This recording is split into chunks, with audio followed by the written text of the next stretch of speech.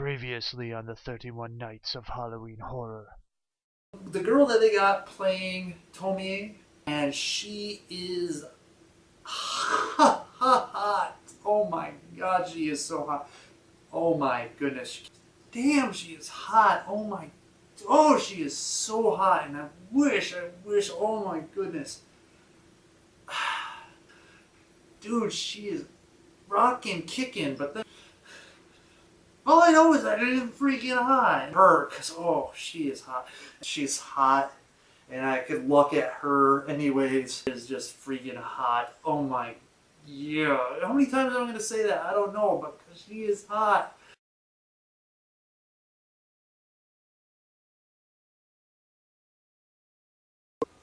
Hello everybody, yo, it is I, Zankoku, bringing you another episode of, you know what this is. It's the 31 Nights of Halloween Horror Lives Again.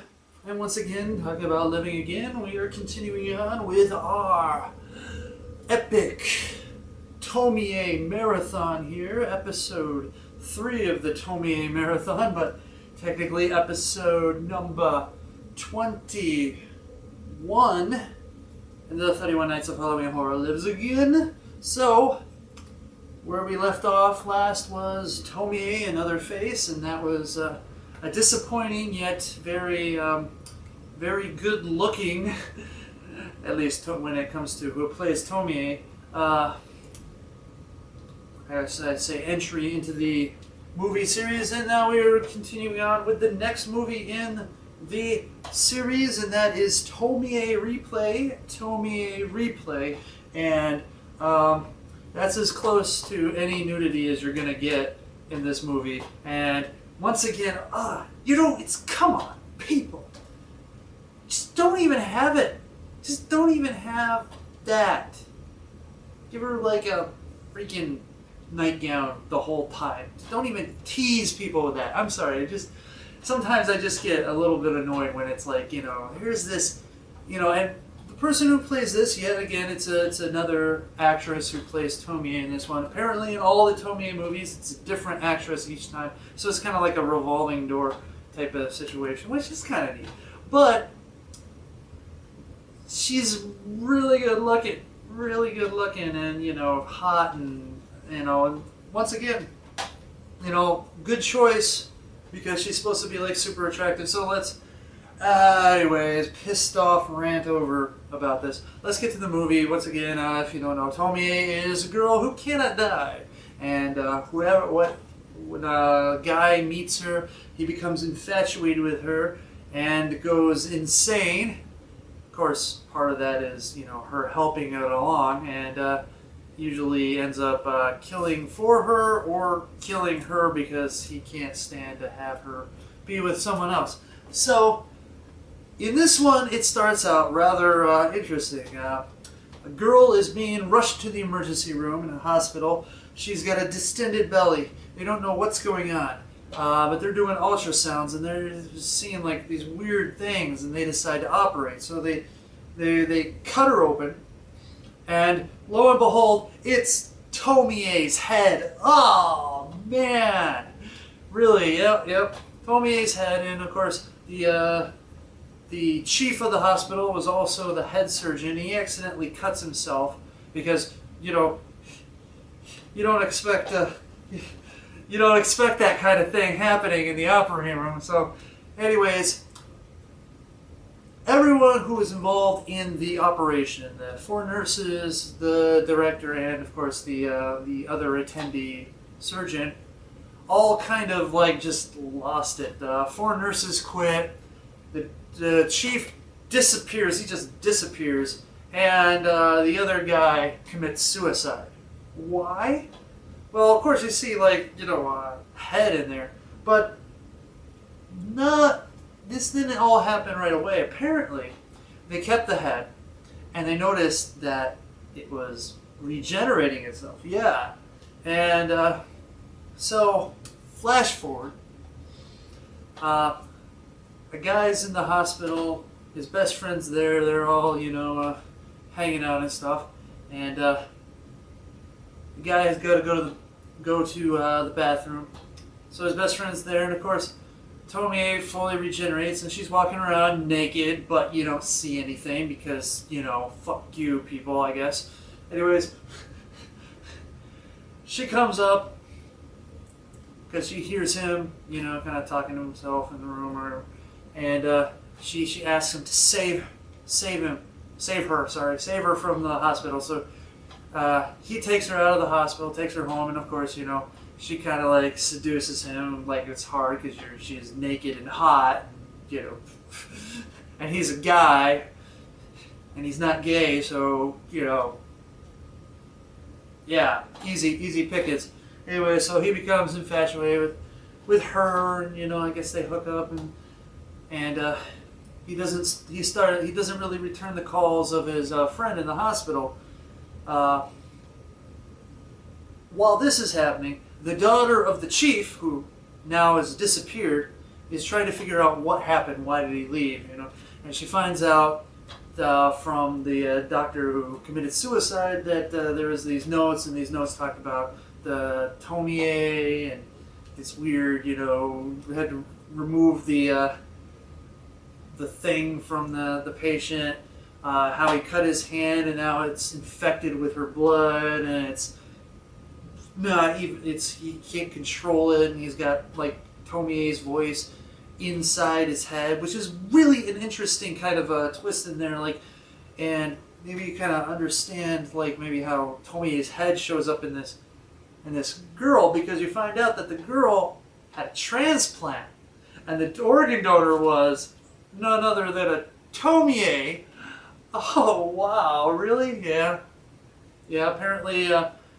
Once again, because what we heard in the first movie, Tomie seduces, guys go insane, they get jealous, they chop her up into pieces, apparently before she was able to fully regenerate, or organ donor program, whatever, so that's what happens there. So what you get is a story where, okay, we'll go back to the guy in the hospital.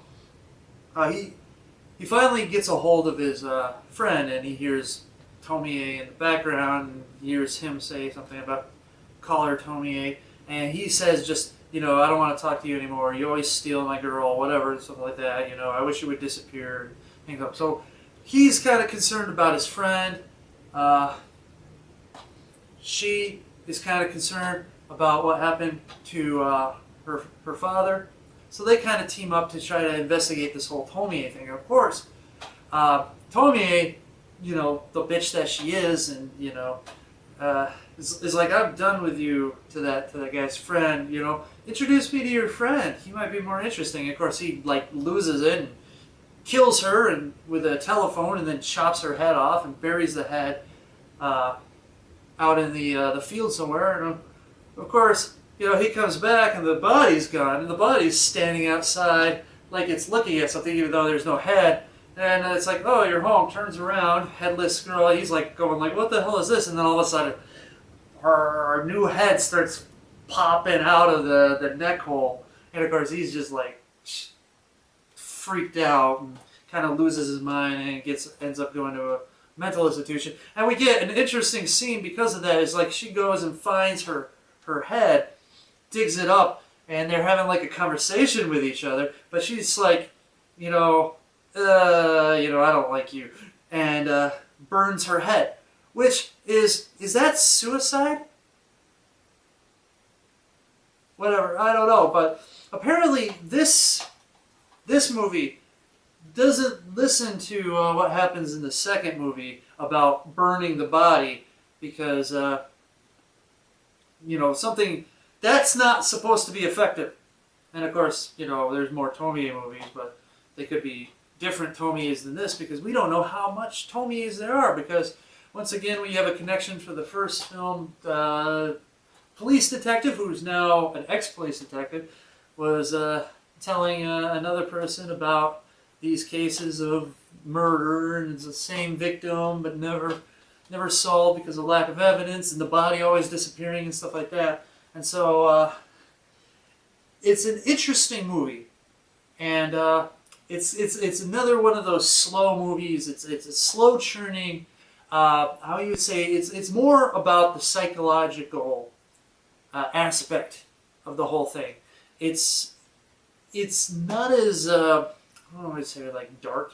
It doesn't seem as dark as the first one, and it kind of suffers a little bit because of that. This one probably is a little bit more fast-paced, I guess, because you already kind of have the context of what's going on, so they can move it a little bit.